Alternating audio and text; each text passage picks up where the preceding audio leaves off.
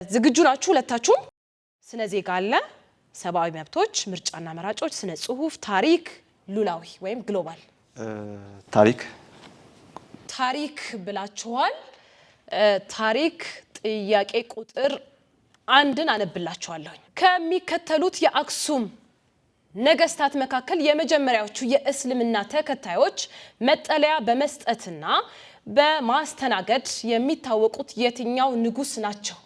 ሀ ንጉስ ኢዛና፣ ለ ንጉስ ካሌብ፣ ሐመሮሃ ንጉስ አርማህ፣ መ ንጉስ ኤላሜዳ። ሐመሮሃ ንጉስ አርማህ። ሐመሮሃ ንጉስ አርማህ ብለዋል። መልሱን በትክክል መልሰውታል። እናመሰግናለን።